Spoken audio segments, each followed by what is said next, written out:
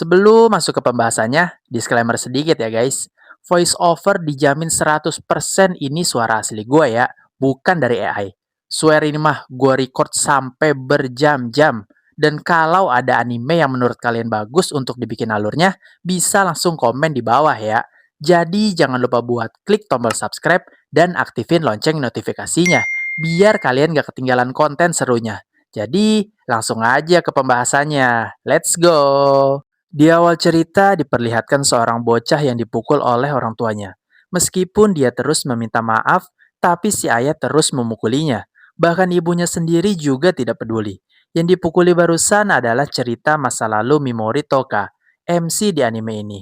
Saat ini kelasnya sedang study tour. Di perjalanan ada cowok yang bernama Oyamada Sogo mengganggu ketua kelas yang bernama Ayaka. Ayaka meminta kembalikan bukunya yang diambil. Namun Sogo terus mempermainkannya. Dia malah ingin mengambil keuntungan dengan meminta bertukar ID lain. Para siswa lain hanya bisa diam seolah tidak peduli. Toka merasa kalau dia menghentikan Sogo pasti akan terlihat keren. Namun Toka tahu dia hanya orang luar yang tidak dianggap di kelasnya. Akan tetapi Toka mencoba melakukannya. Namun dia langsung keringat dingin setelah ditatap dan diejek oleh Sogo. Orang paling berpengaruh di kelas akhirnya bicara. Dia bernama Kirihara Takuto. Dengan sikap kerennya, menyuruh Sogo kembalikan buku Ayaka. Sogo mengerti perbedaan dia dengan Takuto dan menuruti perkataan Takuto. Sogo kali ini mengganggu Yasu, seorang sosok figuran lainnya. Tiba-tiba seisi bis dia teleport ke suatu tempat yang membuat mereka pada kebingungan. Dialah sosok Dewi yang memanggil mereka bernama Dewi Vicious. Si Dewi ini menceritakan setiap kali Raja Iblis Agung muncul, kerajaan ini akan memanggil para pahlawan dari dunia lain. 200 tahun yang lalu, berkat upaya para pahlawan, Raja Iblis berhasil dikalahkan. Namun setelah sekian lama, Raja Iblis Agung berhasil bangkit kembali. Maka dari itu, si Dewi meminta para siswa untuk membasmi Raja Iblis Agung. Para siswa masih terlihat kebingungan. Tidak sedikit yang menganggap ini hanyalah prank. Bahkan ada juga yang menganggap ini hanyalah mimpi. Di tengah kegelisahan para siswa, sang guru mencoba untuk menenangkan mereka dan meminta ke si Dewi untuk jelaskan situasi ini. Selagi si Dewi menjelaskan situasi, Toka melihat keadaan sekitar di mana ruangan ini sangat besar, dengan dinding berlapis batu. Terdapat prajurit dengan tombak dan pedang, serta Dewi bermata emas. Toka mencubit pipinya, dan dia jadi sedikit yakin ini adalah isekai. Takuto telah mengerti situasinya. Dia pun bertanya bagaimana kalau dia dan temannya tidak mau melakukannya. Si Dewi mengatakan kalian tidak akan bisa kembali ke dunia asal kalian. Kemudian si Dewi menjelaskan kalau ritual pemanggilan terbaik membutuhkan bahan sihir khusus yang disebut elemen jahat. Saat ini hanya ada dua cara untuk mendapatkannya. Pertama, mendapatkan jantung Raja Iblis Agung yang menjadi sumber elemen kejahatan. Kedua, mengambil elemen jahat yang dilepaskan Raja Iblis Agung saat dia dikalahkan dan memasukkannya ke dalam kalung ini. Si Dewi berlutut dengan lemah lembut memohon untuk selamatkan dunia ini. Jelas aja hal itu membuat para murid heran bagaimana bisa mereka yang tidak memiliki kekuatan apa-apa dipanggil sebagai pahlawan penyelamat. Sogo sangat tidak mempercayainya dan dia yakin ini hanyalah prank. Si Dewi pun menunjukkan bukti kekuatannya. Dia memerintahkan kesatria membawa seorang budak dan seekor serigala bermata tiga. Ketika rantai serigala dilepaskan, dia langsung menerjang si budak tadi. Selagi si serigala memakan si budak, Dewi Vicious menyiapkan mantra fireball. Melihat hal tersebut, barulah para murid tersadar mereka berada di isekai. Kemudian si Dewi mulai mengecek skill setiap para siswa melalui sebuah bola. Masing-masing dari mereka memancarkan cahaya yang berbeda warna tapi tidak terlalu terang. Sampai giliran Sogo yang memancarkan warna merah sangat terang. Hal ini membuat Sogo jadi sombong. Sogo sendiri memiliki kelas peringkat A. Setelah itu giliran Takuto dan Ayaka yang sampai menghancurkan bola kristal tersebut. Mereka berdua mendapatkan kelas S, sedangkan giliran Toka cahayanya berwarna ungu tapi lebih redup dari yang lain. Melihat hal itu, membuat si Dewi mengabaikan Toka. Dia tidak menjawab pertanyaan Toka maupun memberikan informasi. Hasilnya Toka merasa dimanapun dia berada, dia hanya akan menjadi tokoh figuran yang tidak ada istimewanya. Namun tokoh figuran lainnya yaitu Yasuo malah mendapatkan hasil sebaliknya. Dia berada di kelas A dan dia mendapat kekuatan seperti pahlawan kegelapan terkuat. Setelah selesai, si Dewi memberitahu cara melihat jendela status yang memberikan informasi mulai dari nama, level, stat atribut, dan skill unik yang merupakan skill spesial yang hanya bisa digunakan oleh pemiliknya. Terlihat status Toka dengan nilai stat yang sangat kecil, yaitu cuma 3 doang. Toka memiliki skill unik yang bernama abnormal. Kemudian Toka dipaksa berdiri ke tengah lingkaran sihir. Dewi memberitahu semua orang bahwa Toka peringkat terendah dari semua pahlawan yaitu kelas E. Dahulu pahlawan dengan tingkat terendah selalu menjadi beban bagi pahlawan lain. Atas dasar itu, si Dewi memutuskan membuang Toka, namun si Dewi tidak membuangnya begitu saja. Dia akan menteleportasi Toka ke sebuah reruntuhan melalui lingkaran sihir. Dan jika Toka berhasil keluar hidup-hidup, maka dia akan memberikan Toka hak untuk hidup bebas. Reruntuhan itu dikatakan reruntuhan berbahaya. Sebagian penjahat dan pahlawan di masa lalu yang dinilai berbahaya dikirim ke reruntuhan pembuangan itu. Toka merasa cemas. Dia mencoba meyakinkan Dewi dengan memberitahu dia memiliki skill abnormal yang bisa membuat kelumpuhan dan racun. Namun skill itu dianggap Dewi Vicious tidak berguna karena tingkat keberhasilannya sangat rendah. Selain itu, efeknya sangat lemah dan durasinya terlalu singkat. Jadi si Dewi menganggap skill itu sebagai skill sampah. Toka mencoba protes kalau dia yang seenaknya dipanggil dan seenaknya dibuang. Takuto pun bicara tapi justru hal itu memperburuk keadaan. Bahkan setelah itu, teman sekelasnya yang lain mencaci maki Toka, menyuruh lakukan saja perintah si Dewi. Dan yang lebih parah lagi adalah Yasuo, orang yang selalu dia bantu. Kini mengejek dan merendahkan Toka. Tapi sebelum Dewi melemparkan ke reruntuhan, Dewi memberikan kantong kulit kecil yang terdapat batu permata. Batu itu akan bersinar jika dituangkan energi sihir. Ayaka akhirnya memprotes pembuangan Toka dan meminta bebaskan Toka. Si Dewi pun membuat pingsan Ayaka. Kemudian Dewi mengatakan ke Toka inilah akhir dari tragis bagi para pecundang. Tidak bisa menahan kesalnya, dia pun mencoba menyerang si Dewi. Serangan Toka tidak mempan, karena Dewi memiliki bubble pelindung yang selalu diterapkan pada seorang Dewi. Hal itu secara otomatis menghalangi mantra normal. Dan sebelum dibuang, dengan kesal Toka sempat mengancam si Dewi. Di reruntuhan yang terlihat sangat gelap, Toka membuat penerangan dari kristal batu pemberian Dewi. Di sana banyak terdapat tulang-tulang, bahkan ada tulang tengkorak yang terbelah dua. Hal ini menambah rasa cemas Toka. Beruntungnya ketika Toka terpeleset, di saat itu juga monster Minotaur menyerangnya dari belakang, sehingga terhindar secara tidak sengaja. Toka lari dengan tertatih-tatih. Dia bisa merasakan Minotaur ini ingin membunuhnya. Toka pun menangis. Dia tidak tahu perasaan apa yang ada pada dirinya. Dikatakan takut tapi bukan. Sampai akhirnya Toka tersandung dan terjatuh. Dan barulah dia menyadari ini perasaan kesal terhadap Dewi dan teman sekelasnya. Di kondisi ini dia merasa ini akhir hidupnya. Karena itulah dia menutup matanya dan dia mencoba menggunakan skillnya. Rupanya efek tersebut berhasil. Monster itu dibuat tidak bisa bergerak. Toka kembali lari dan berhenti di suatu tempat karena kelelahan. Cahaya yang terus dia bawa memancing monster lainnya. Dalam keadaan ketakutan, Toka tetap tidak ingin mati. Dia mencoba lagi skill paralyze-nya dan dia berhasil lagi. Maka dari itu dia berpikir ini bukan kebetulan atau keajaiban. Dan dia beranggapan skillnya berbeda dari sistem sihir di dunia ini. Toka melihat status miliknya. MP-nya sekarang hanya tersisa 1 poin saja. Dia sudah menghabiskan 32 MP dari memakai 3 kali paralyze yang mengkonsumsi 10 MP dan 2 MP dari menuangkan sihir untuk cahaya. Selain paralyze, Toka juga memiliki poison dan sleep. Toka menggunakan poison racunnya untuk menggeroboti tubuh monsternya. Namun sayangnya, MP Toka sekarang menjadi 0. Tiba-tiba Minotaur tadi datang lagi. Efek paralyze-nya sudah hilang. Mulai dari sini, Toka tidak ingin mengandalkan siapapun lagi. Dia tidak akan berharap lagi dan akan membunuh untuk bertahan hidup. Karena skill yang sama tidak bisa digunakan berulang kali pada target yang sama, maka dari itu Toka menggunakan sleep dan poison. Toka merasa sangat lelah karena MP-nya yang sebenarnya sudah habis. Apesnya kali ini muncul kawanan monster dalam jumlah yang banyak. Toka tidak ingin menyerah. Dia bertaruh apakah MP-nya yang habis duluan atau mereka semua yang terkena skill abnormalnya. Toka menggunakan paralyze ke semua monster. Efek MP yang menipis membuat Toka merasa sangat pusing. Kini giliran kawanan Minotaur yang datang. Meski tahu ini situasi yang gawat, Toka tetap mencoba bertahan menggunakan paralyze-nya lagi.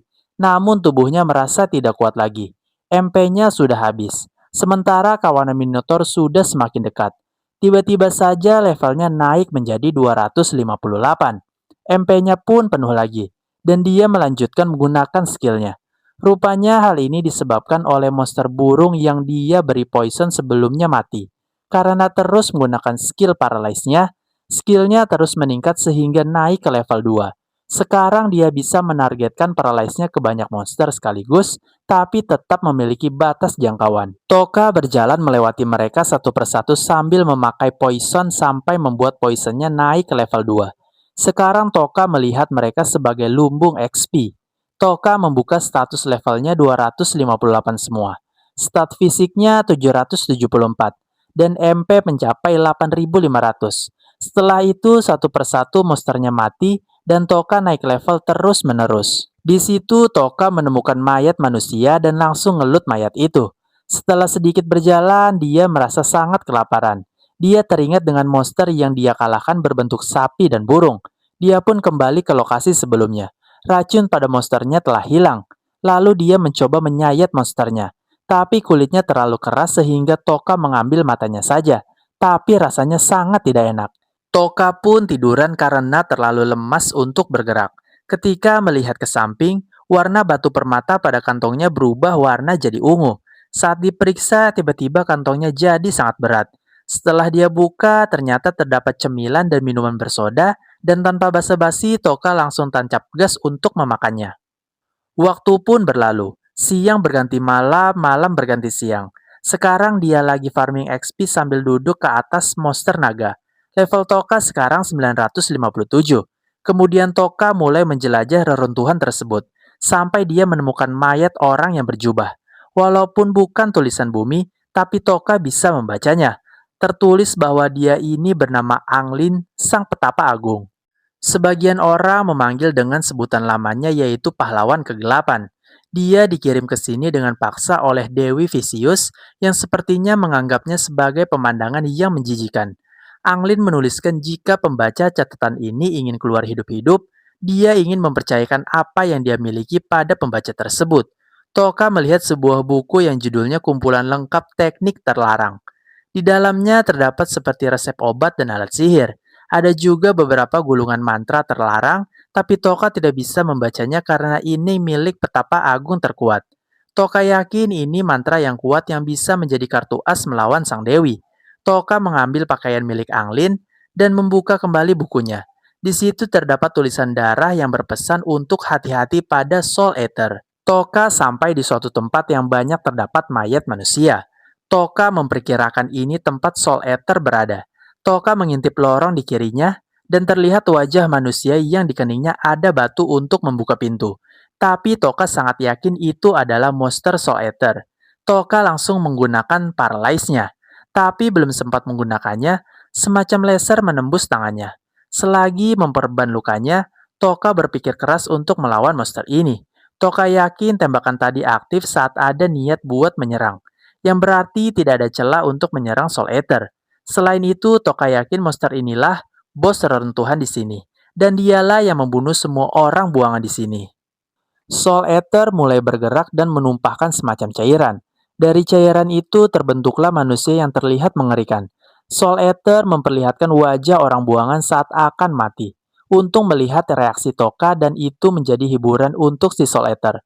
Saat terpojok, Soul Eater muncul dari tembok lalu berteriak. Setelah itu tersenyum seolah mengejek Toka. Monster buatan Soul Eater semakin mendekati Toka. Toka segera memakai paralyze pada mereka. Namun Toka terlihat tidak tega menggunakan poison pada mereka. Mengingat mereka juga manusia buangan yang pasti telah melalui berbagai hal sampai akhirnya mati. Melihat Toka yang menderita, membuat Soul Eater kegirangan tertawa. Sambil menangis, Toka terus meminta tolong seperti orang yang benar-benar putus asa. Rupanya semua hal tadi hanyalah akting dari Toka. agar memancing Soul Eater ke dalam kenikmatan tanpa memikirkan hal lain. Toka melakukan rencana ini karena dia tahu betul kelemahan fatal dari mereka yang kuat dan arogan, di mana mereka berpikir lebih unggul daripada lawannya, dan merasa sudah menang. Sekarang giliran Toka yang mencemooh dan menertawai monster tersebut. Setelah kematian Soul Eater, keluarlah cahaya yang membentuk wujud manusia buangan Dewi. Mereka dari awal telah melihat apa yang Toka lakukan. Mereka ikut senang Toka berhasil mengalahkan Soul Eater dan meminta Toka untuk mengalahkan si Dewi. Setelah itu mereka menghilang. Dan dengan ini akhirnya Toka bisa keluar dari reruntuhan mematikan ini. Sementara itu teman sekelas Toka sedang leveling. Cewek kikuk ini bernama Kashima Kobato, pahlawan kelas D. Karena terlalu takut untuk membunuh, Ikusaba Asagi mendatanginya. Dia menceritakan kelas akan terpecah menjadi beberapa kelompok. Selain kelompok Asagi, ada kelompok Kirihara yang tentunya Kobato sebagai kelas D tidak akan diterima di sana. Asagi juga mengancam Kobato yang akan dijauhi 70% cewek di kelasnya jika tidak masuk ke grupnya. Setelah itu, Asagi menyuruh temannya membawa monster yang mereka tangkap. Lalu Asagi menyuruh Kobato untuk membunuh monster itu untuk menyelesaikan tes dari Dewi dan masuk ke grupnya. Dengan berat hati, Kobato melakukannya. Kobato berlutut dan menangis. Dia teringat dengan Toka yang dulu saat Toka menyelamatkan kucing yang terluka. Kobato meminta maaf pada Toka dalam hati karena tidak bisa berbuat apa-apa. Kemudian si Ayaka menemui Dewi untuk menanyakan Toka. Namun si Dewi malah berakting sedih seolah dia tidak bisa melakukan apa-apa. Dia berkata ritual pada Toka adalah kebijakan dari hukum kerajaan Alion. Ayaka tidak terpengaruh oleh akting si Dewi dan menyadari si Dewi ingin membunuh orang-orang lemah. Maka dari itu Ayaka memberanikan diri ngomong kalau dia tidak suka dengan metode yang Dewi lakukan. Ayaka pun mengajukan penawaran di mana dia akan memenuhi perannya sebagai pahlawan kelas S untuk mereka yang tidak lulus tes dan tidak membuang mereka. Jauh dari runtuhan buangan, terlihat seorang kesatria wanita yang sedang dikejar 4 orang jahat. Mereka berempat keturunan para pahlawan terdahulu. Darah yang mengalir di tubuh mereka memberikan mereka kekuatan dan penguasaan sihir. Mereka berempat disebut dengan penjaga suci. Kemudian Toka berada di depan reruntuhan buangan. Dia membuka status levelnya yang sekarang sudah level 1789. Lalu Toka menemukan kelompok slime yang sedang membuli slime kecil. Toka berpikir slime kecil akan mati, namun slime kecil itu bisa bertahan. Melihat hal itu, Toka mencoba skillnya dan poison ke semuanya, terkecuali ke si kecil. Setelah itu, Toka menonaktifkan skill dan poison pada kelompok slime itu dan menyuruh mereka untuk pergi. Untuk si kecil, Toka memujinya karena telah berjuang lalu pergi. Tapi slime kecil itu terus mengikuti Toka. Awalnya Toka tidak peduli, tapi setelah beberapa saat Toka mengerti. Si slime kecil dibuang sama seperti dirinya, dan Toka lalu membawanya. Slime tersebut nempel pada Toka dan menjadi penglihatan untuk Toka. Toka memberikan nama slime kecil dengan sebutan Pigi Maru. Sementara itu, para penjaga suci semakin dekat dengan posisi cewek kesatria tersebut. Si cewek sudah bisa merasakan kehadiran mereka, dan merasa tidak akan bisa menjauh karena dia juga sudah kelelahan. Dia pun tidak punya pilihan menggunakan kemampuan rohnya. Tidak disangka ternyata para penjaga suci malah bertemu dengan Toka. Alhasil Toka pun dikepung oleh mereka. Akan tetapi mereka malah berdebat. Melihat kesempatan ini, Toka mencoba kabur, namun salah satu dari mereka sadar dan mulai menyerang Toka. Di situ Toka langsung menggunakan skill abnormalnya dan menyadari bahwa skillnya juga bekerja pada manusia. Toka sadar mereka ini kuat tapi tidak semenakutkan bos yang ada di reruntuhan. Namun niat jahat mereka lebih besar dari monster dan membuat Toka mengakhiri mereka dengan poison. Balik ke si cewek yang merasakan ada seseorang di dekat sini. Namun skill deteksinya tidak merasakan lagi hawa kehadiran para penjaga. Dia merasakan kehadiran lain yang bahkan roh suci pun ketakutan. Kemudian dia merasa pergerakan dari kanannya. Dia pun langsung menebas. Dan ternyata Toka berada di belakangnya yang langsung menggunakan skillnya. Di situ Toka sempat merasa niat membunuh dari si cewek ini. Oleh sebab itu Toka mengajaknya bicara dalam pengaruh skillnya. Si cewek pun menanyakan tujuan Toka. Toka menjelaskan dia bukan orang sini dan saat ini dia lagi tersesat. Si cewek lanjut bertanya apakah Toka bertemu 4 orang tadi. Toka pun menjawab kalau sudah membunuh mereka. Mendengar hal itu, si cewek terkejut karena 4 orang itu adalah penjaga suci yang sangat kuat. Tapi dia tahu, Toka tidak berbohong karena bisikan roh angin padanya.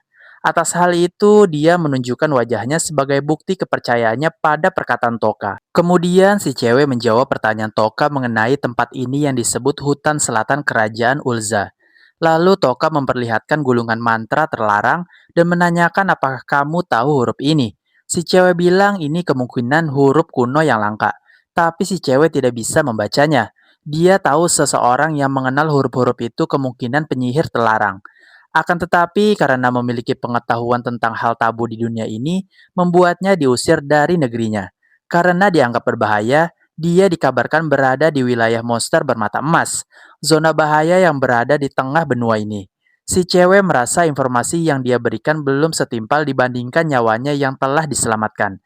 Tapi Toka tetap berterima kasih dan mengatakan ini sudah lebih dari cukup. Toka dapat merasakan cewek ini terlalu baik yang mirip dengan bibinya. Toka mengatakan kita akan berpisah di sini dan memberitahu kalau sebentar lagi si cewek akan bebas. Singkat cerita, Toka sampai di kota Mills kerajaan Ulza. Setelah melewati pemeriksaan di gerbang, Toka pergi ke penginapan. Awalnya pemilik penginapan memasang wajah jutek karena melihat pakaian lusuh Toka. Tapi setelah diperlihatkan uang yang banyak, barulah dia melayani dengan senyum. Malamnya setelah memberi makan Pigimaru, Toka memutuskan tujuan pertamanya. Dia ingin mencari orang yang bisa membaca gulungan mantra terlarang di wilayah monster bermata emas dan meningkatkan kemampuan Pigimaru. Toka melihat bahan-bahan yang dibutuhkan untuk membuat ramuan penguat yang berbahan dari tulang skeleton king. Dan kebetulan skeleton king tersebut berada di reruntuhan kota Mills. Besoknya, Toka ikut dalam kelompok menjelajah reruntuhan yang diadakan oleh bangsawan yang bernama Harki. Dia membuat sayembara barang siapa yang menemukan harta tersembunyi yang disebut dengan cawan mata naga akan dihadiahi 300 koin emas. Selain itu, harta lainnya akan dibeli dengan harga setinggi mungkin. Di tengah pendaftaran, seseorang yang bernama Dorogeti Mong membuat keributan. Dia mengganggu cewek berjubah di belakangnya. Dia menyebut cewek ini mantan komandan kesatria suci dari kerajaan Nea yang terkenal dengan kecantikannya. Dulu Mong pernah mengajak cewek itu makan malam, namun di saat itu juga cewek itu tidak menanggapinya. Ketika selesai mendaftar, Toka bertemu dengan si cewek tadi. Awalnya Toka mengacuhkannya sampai si cewek membuka pembicaraan. Toka mengungkit kejadian tidak mengenakan tadi. Namun bagi si cewek itu bukanlah masalah besar. Walaupun begitu, Toka memintanya untuk hati-hati soalnya pria tadi yang terlihat sangat marah dan benci pada dirinya. Lalu Toka meminta saran padanya agar tidak tertipu saat membeli peralatan dengan imbalan uang. Si cewek yang saat ini lagi butuh uang buat perjalanannya langsung menerima tawarannya. Mereka saling memperkenalkan nama tapi pakai nama samaran. Toka sadar si cewek peka terhadap kebohongan. Dilihat dari ekspresinya saat Toka menyebut nama palsu, Toka pun mengaku yang tadi adalah nama palsunya. Setelah ditemani berbelanja, Toka memberikan upah 3 koin silver sebagai bayaran. Bagi si cewek, ini terbilang besar. Jadi dia merasa tidak enak dan mengucapkan terima kasih. Dia berjalan pergi, tapi tiba-tiba dia terjatuh.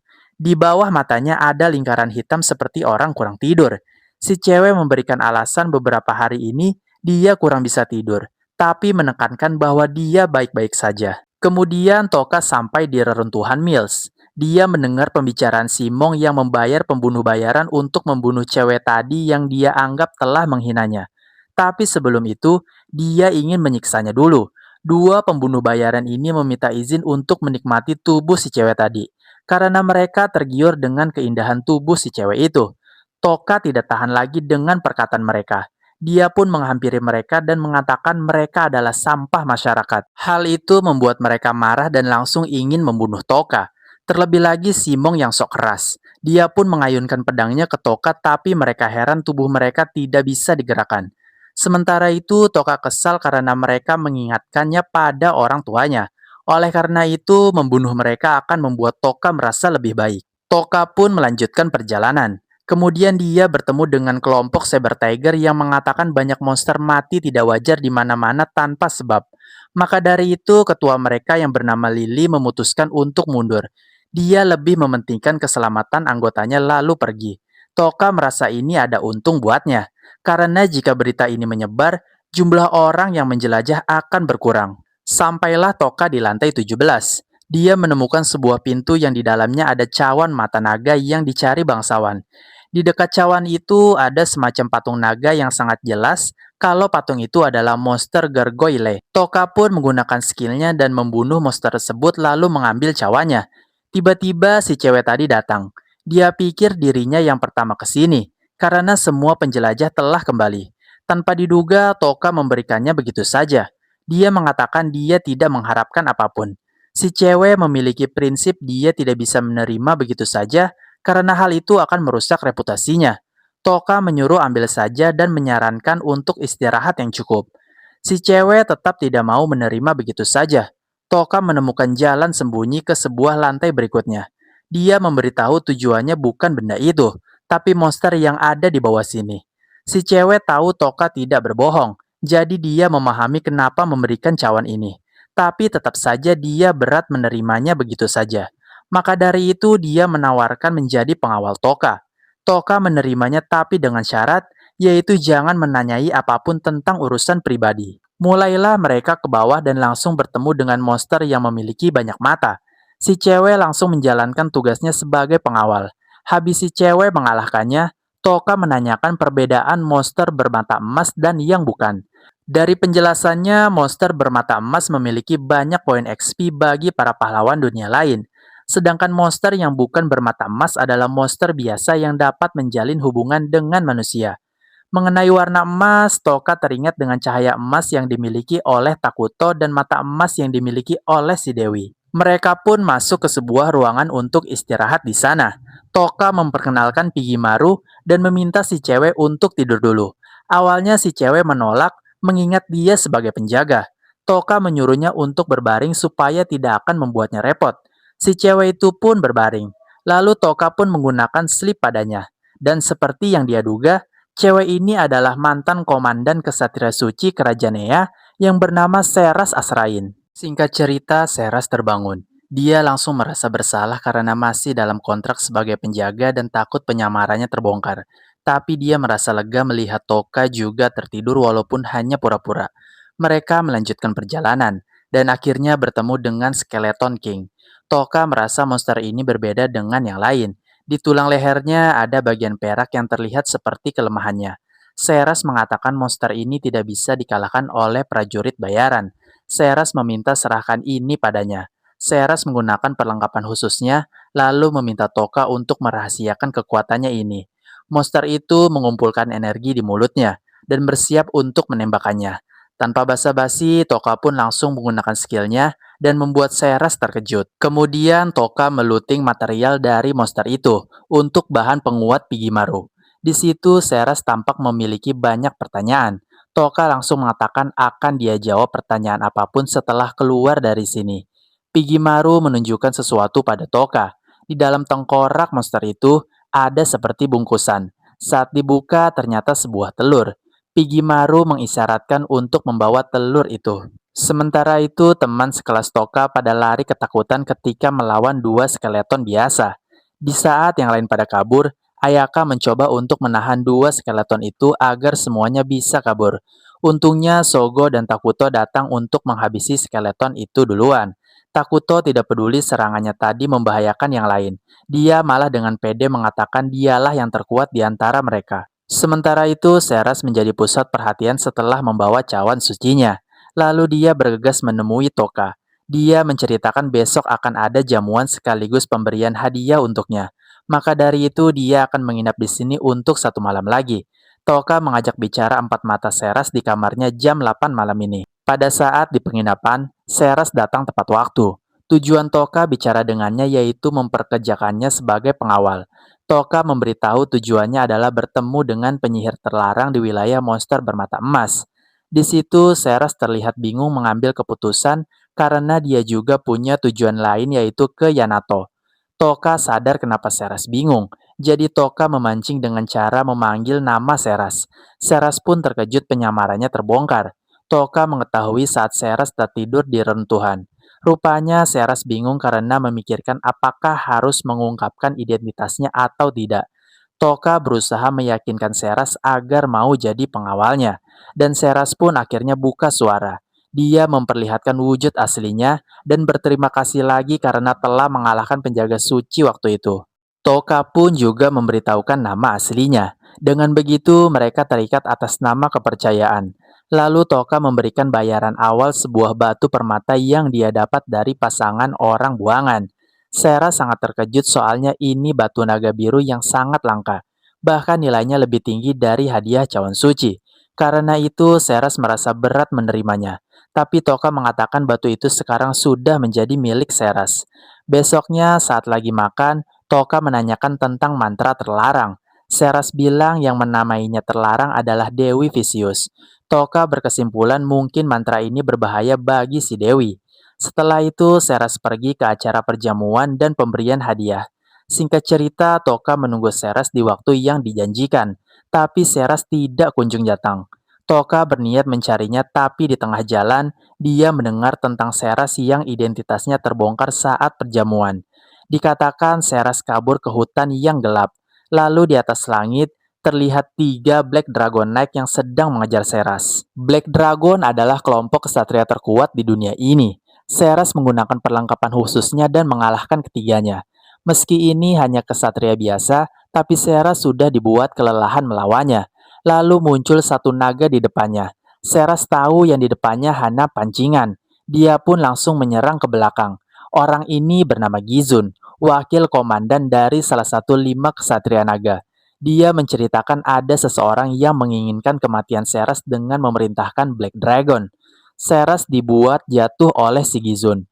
Gizun yang dari awal tergiur dengan tubuh dan kecantikan Seras, ingin menikmati tubuh Seras terlebih dahulu sebelum membunuhnya. Untungnya Toka datang dan membekukan pria itu. Seras menanyakan kenapa datang mencarinya.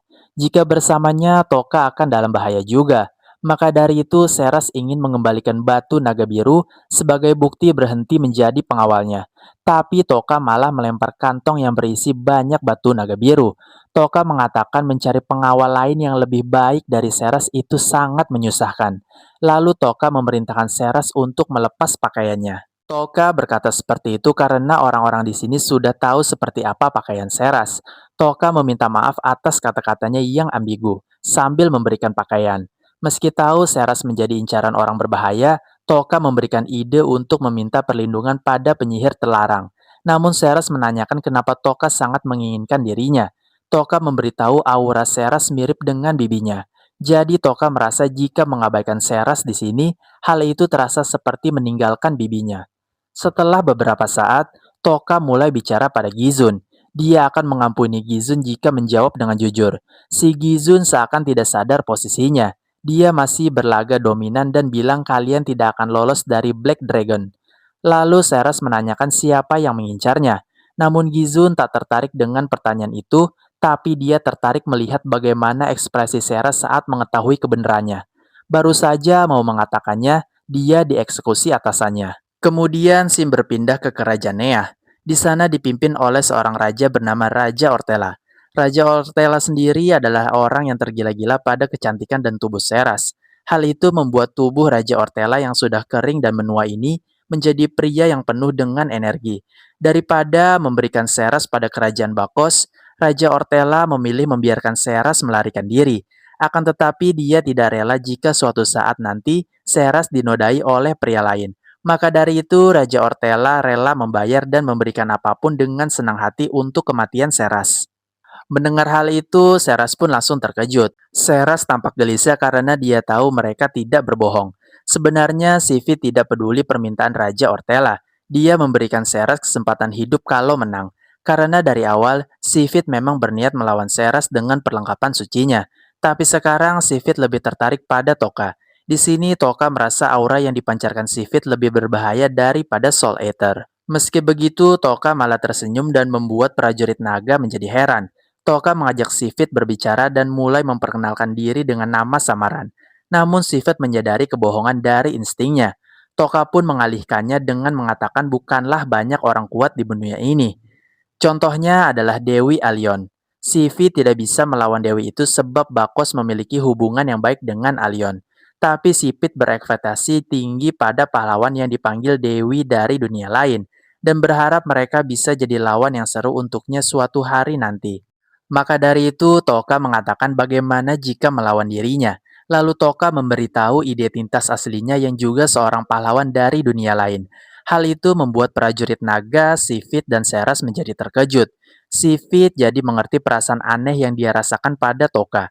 Dia pun mempertanyakan kenapa Toka berada di tempat seperti ini. Toka mengatakan di antara para pahlawan yang dipanggil, posisi dirinya cukup istimewa. Karena itulah dirinya bertindak secara terpisah dari pahlawan lain dan si Dewi menganggap dirinya berada di rank yang berbeda. Toka akan menjadi lebih kuat dari sekarang untuk membalaskan dendamnya pada si Dewi. Si Fit pun tergiur dan memilih memberi waktu pada Toka sampai akhirnya bisa saling bunuh. Karena itu, dia membiarkan Toka untuk pergi. Namun Toka mengatakan dia masih membutuhkan kekuatan Seras untuk sampai menuju tanah monster bermata emas. Si Fit tertawa keras dan mengatakan ke Toka pertemuan pertama ini lebih baik dari apa yang dia bayangkan. Setelah itu, dia berbalik terbang meninggalkan Toka sambil mengatakan dia menanti pertemuan selanjutnya. Saat Sifit dan prajurit naga ingin pergi, Toka langsung menggunakan skillnya. Meski dalam kondisi ini, Sifit dan prajurit naga lainnya masih sanggup sedikit bergerak walaupun susah.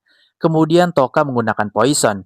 Tiga prajurit naga tampak sangat kesakitan, tapi berbeda dengan Sifit. Walaupun keluar darah dari mata, hidung, dan mulutnya, dia tetap memaksakan diri untuk bergerak bahkan mau menyerang Toka dengan tombaknya. Tapi itu tindakan bunuh diri, karena bergerak dalam kondisi kena skill akan merusak tubuhnya sendiri. Tak lama kemudian muncul pasukan Black Dragon Knight. Toka sudah meminta Seras menjauh, tapi Seras tetap ingin di sini sebagai pengawalnya. Toka pun bergabung dengan Pigimaru. Sifit memerintahkan bawahannya untuk bunuh orang itu dari atas dan jangan mendekat. Sementara itu, Toka akhirnya terhubung dengan Pigimaru. Kekuatan ini membuat Toka dapat menjangkau musuh dari jauh, namun kemampuan ini sangat menguras MP-nya. Setelah naganya mati, Toka naik level dan mendapatkan skill abnormal yang baru. Satu persatu dari mereka pun mati, dan sekarang hanya sisa Sifit yang bertahan.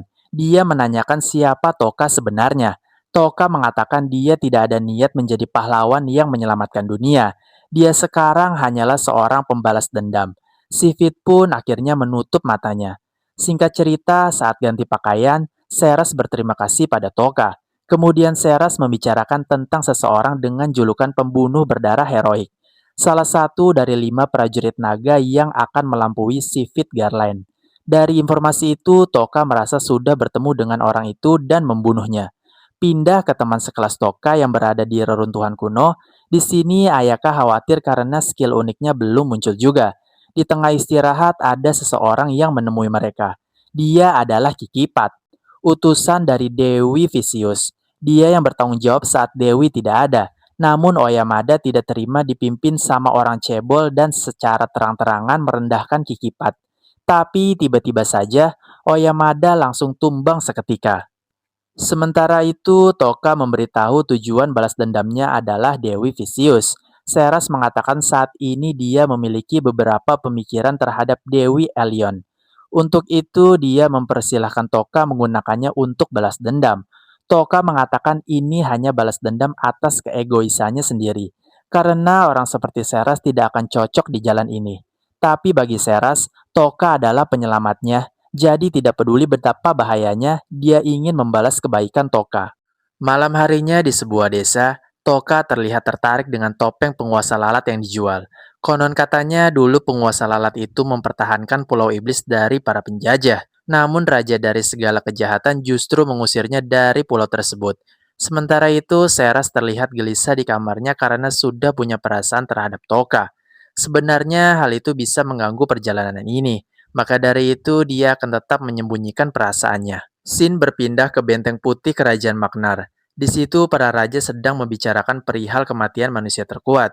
Dikabarkan bahwa Raja Ortela telah meninggal setelah dia kehilangan akal sehatnya.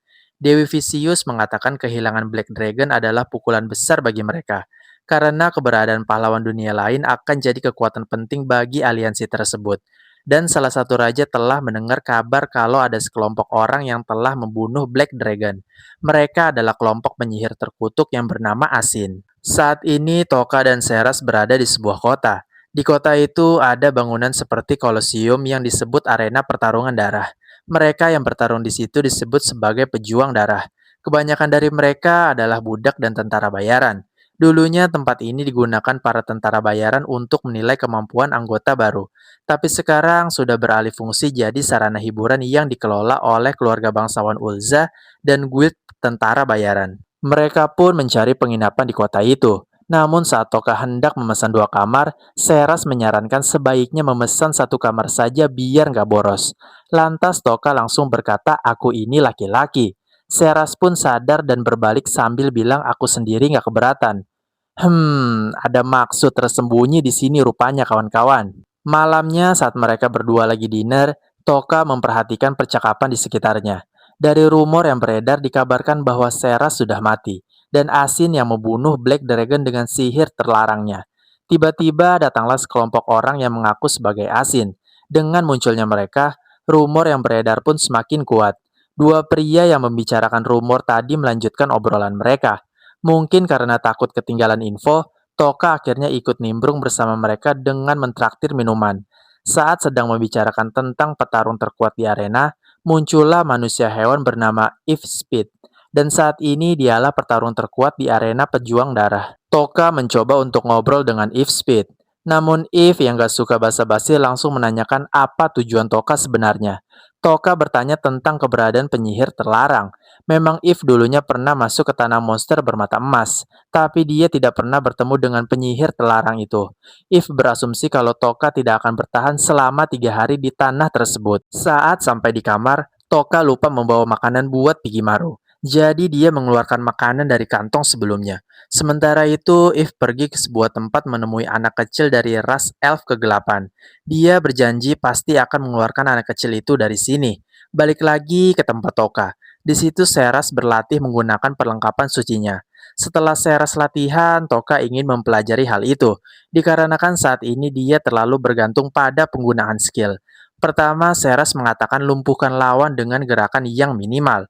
Seras meminta menyerangnya lalu membentangkan tangannya. Setelah dia pikir lagi, perkataan itu mengandung maksud lain. Dia pun jadi malu sendiri dan langsung mengatakan serang yang dia maksud hanya sebatas mengalahkannya. Toka memulai serangan. Seras mengatakan teknik ini tidak memerlukan senjata dan bisa digunakan pada lawan yang tidak ingin dilukai. Selagi menjelaskan, Seras melihat keringatnya jatuh dan dia pun langsung menjauh dengan gugup. Saat larut malam, Seras terbangun dan melihat Toka yang gak bisa tidur. Oleh karena itu, Seras memperlihatkan 3 macam ramuan obat. Seras menunjukkan obat ini meningkatkan energi dan merangsang semangat. Lagi-lagi, Seras berpikir ke arah yang negatif.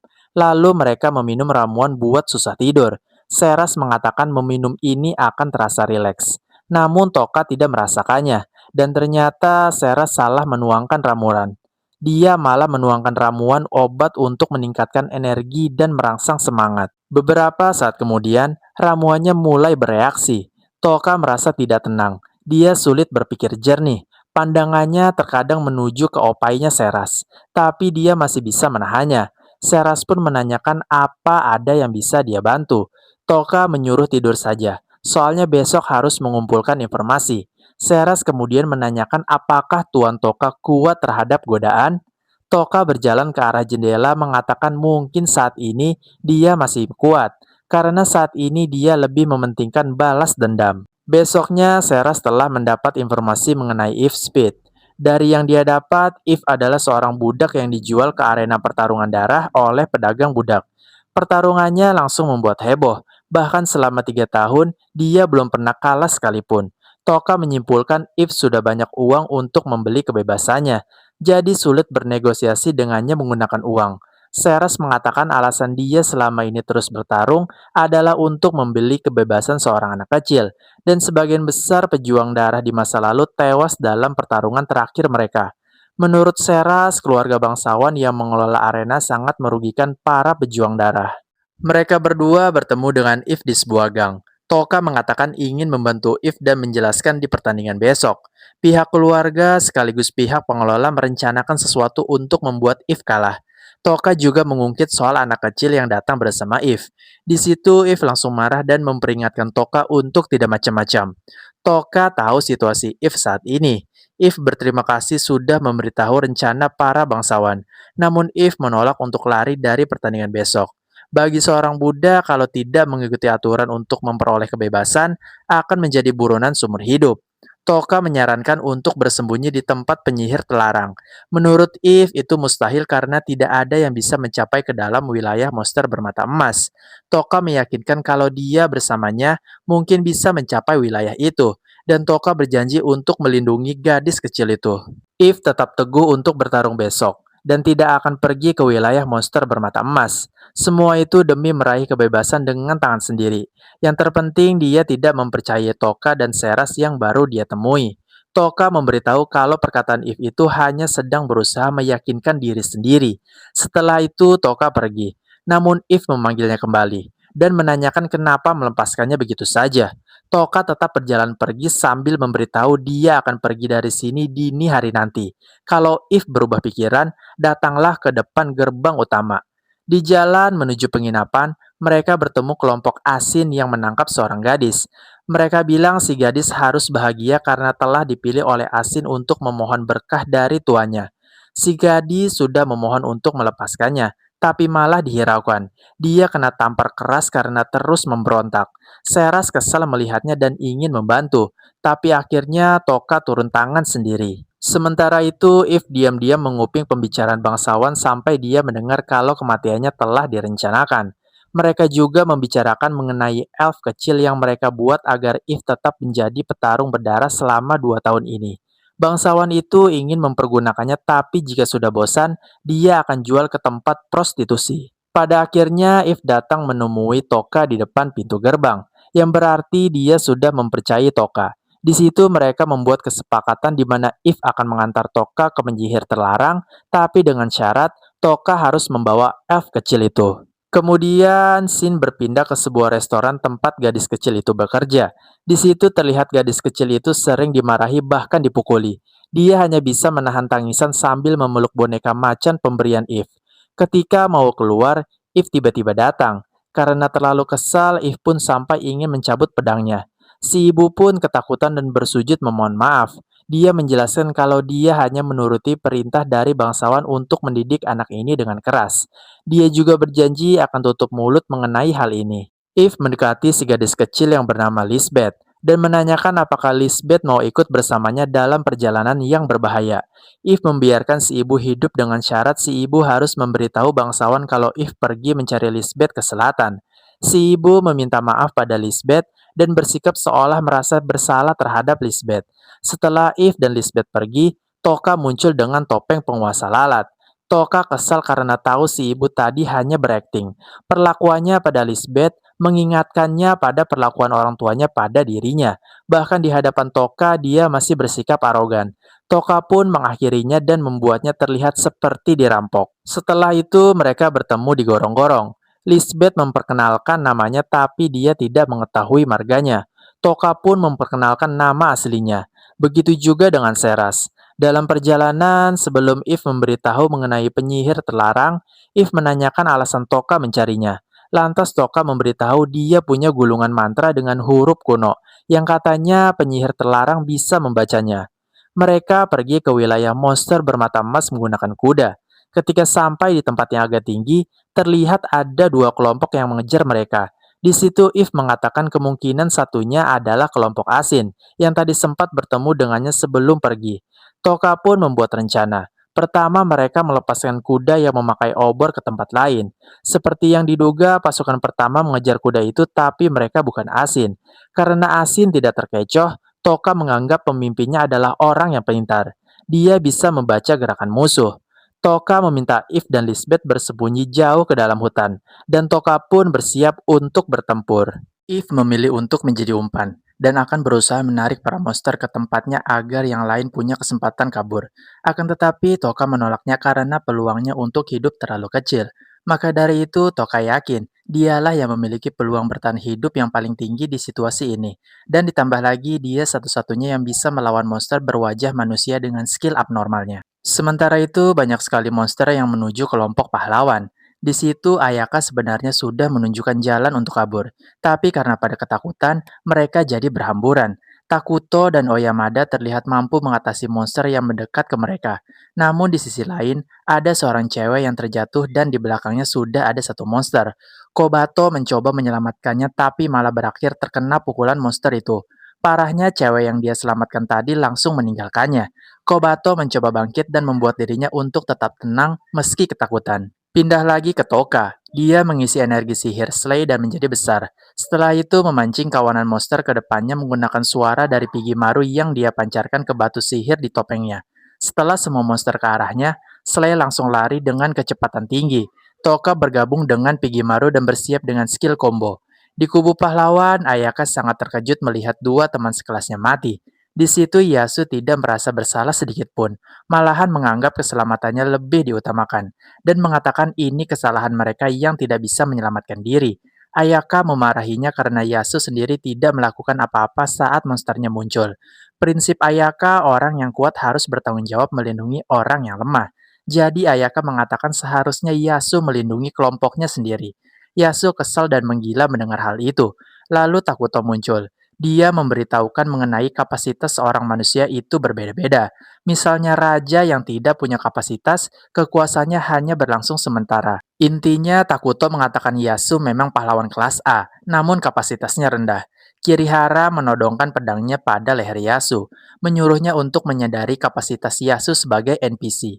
Takuto menyarungkan pedangnya kembali sambil mengatakan kekuatan yang melebihi kapasitas hanya akan melihatkan sisi buruk orang itu sendiri. Yasu kesal mendengarnya.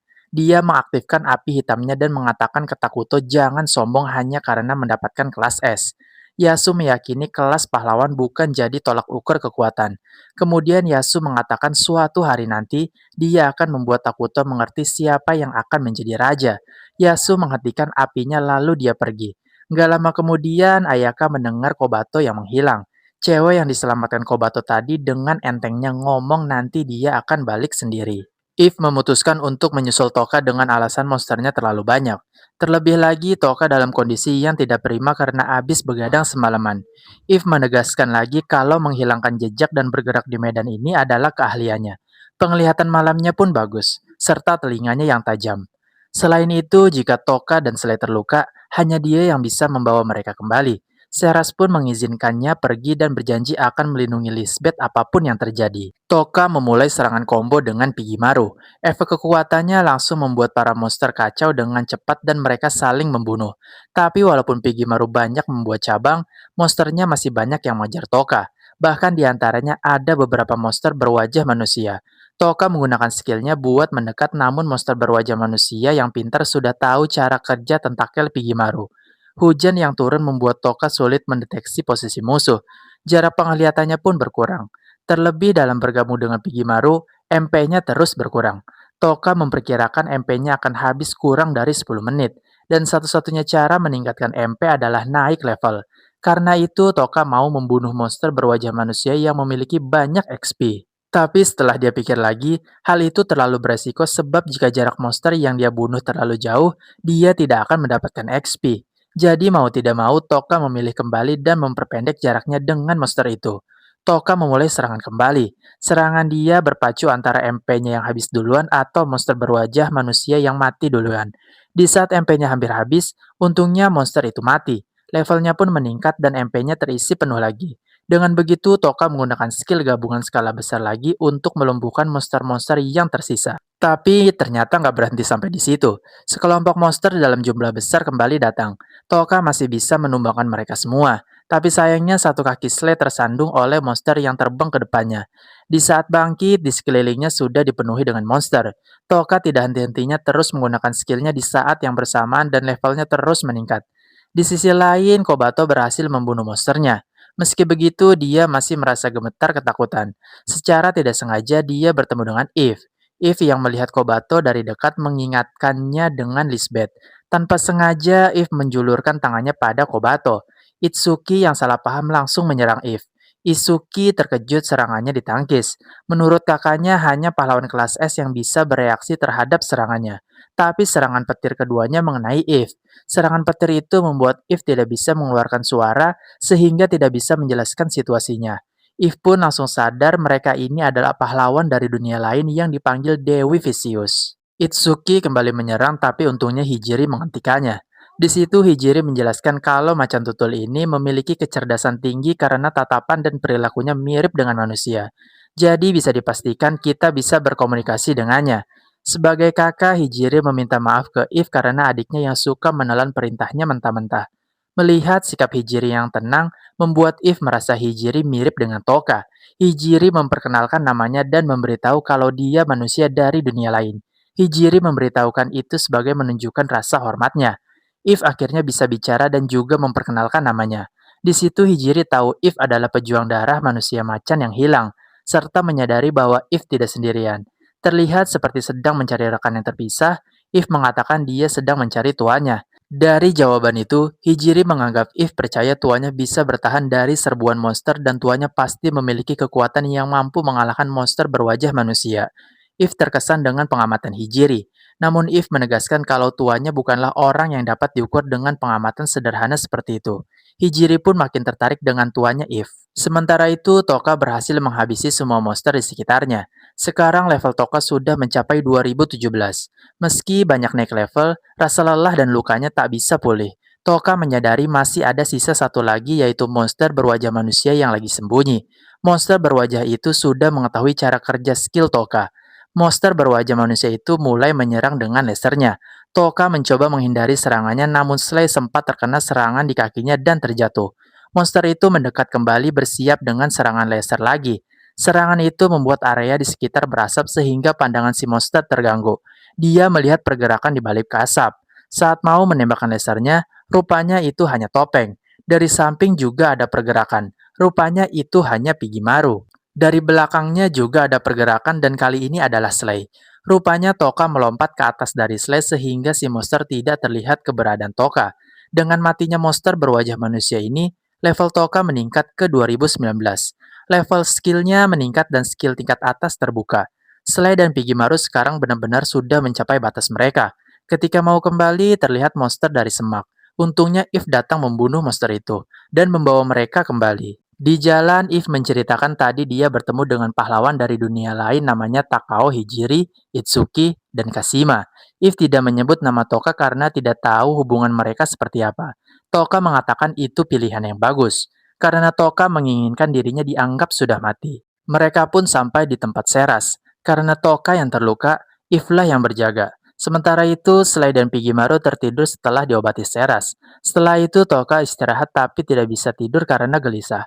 Seras pun menawarkan pangkuannya. Awalnya Toka menolak sampai Seras mengatakan dia juga gelisah dan tidak bisa tidur. Tahu ini bukan basa-basi, Toka pun setuju. Seras mengelus-ngelus rambut Toka dan mengatakan jangan melakukan semuanya sendirian. Karena dia takut Toka suatu hari nanti terlalu membebani diri sendiri hingga akhirnya tidak kuat lagi. Toka juga memegang kepala dan mengatakan kalau Seras memang mengkhawatirkannya, dukunglah dirinya dengan segenap kekuatan Seras, agar hal itu tidak terjadi. Kemudian Seras menanyakan umur Toka. Seras terkejut mendengar umur Toka yang masih 17 tahun. Soalnya Toka terlihat dewasa. Tapi Toka lebih terkejut umur Seras masih 19 tahun. Dia mengira umurnya ratusan tahun karena dia seorang peri tingkat atas. Seras mengatakan meskipun Toka lebih muda, dia tidak akan mengubah sikap setianya. Baginya Toka adalah rajanya yang tidak tergantikan. Toka akhirnya tertidur. Melihat Toka yang sudah tidur, Seras menatap Toka tapi tiba-tiba Toka membalikan badan. Ketika Seras mau pergi untuk mendinginkan pikirannya, kakinya tersandung yang mengakibatkan dia berada di atas Toka dan wajahnya berada tepat di atas wajah Toka. Dan tanpa sadar, dia bertindak lebih jauh. Beberapa saat setelah itu, Toka tersadar di sampingnya ada Seras berbaring membelah kakinya. Besoknya, kelompok Toka melanjutkan perjalanan kembali. Di situ Seras terlihat bimbang dan sadar perbuatannya sepihak tadi malam salah. Seras akhirnya bilang pada Toka bahwa suatu hari nanti ada yang mau dia katakan. Saat ini dia masih belum memiliki keberanian mengatakannya. Untuk itu dia meminta Toka berikan sedikit waktu. Tapi Toka sebenarnya sudah mengetahui hal tersebut. Akhirnya mereka sampai di tempat penyihir terlarang. Mereka menemukan batu besar yang membentuk golem. Setelah diparalyze, Toka meyakini golem ini diciptakan untuk menghentikan adanya penyusup. Maka dari itu, Toka tidak menghancurkannya. Mereka sampai di tempat pohon besar dan terlihat ada sebuah rumah kecil. Di dalam rumah itu ditemukan ruang bawah tanah yang disembunyikan di bawah karpet. Setelah masuk dan turun ke bawah, mereka melihat para golem kecil yang sedang bekerja. Lalu mereka menemukan sebuah pintu yang di tengahnya terdapat batu sihir. Toka mengalihkan sihirnya yang memakan sangat banyak energi sihirnya. Setelah masuk, ternyata di situ ada langit yang membuat mereka terkesima. Bahkan anginnya pun juga berhembus di sana seperti dunia yang berbeda. Penyihir terlarang menampakkan diri yang bernama Erika Anaor Bael. Melihat penyihir terlarang itu, membuat rasa balas dendam Toka pun menggebu-gebu. Jadi gimana menurut kalian tentang anime ini? Kalau kalian ingin mengeluarkan opini kalian, kalian bisa langsung komen di bawah ya. Jadi jangan lupa like, komen, dan subscribe biar kalian gak ketinggalan video selanjutnya. Gua pamit undur diri, sampai jumpa di video selanjutnya. Bye-bye.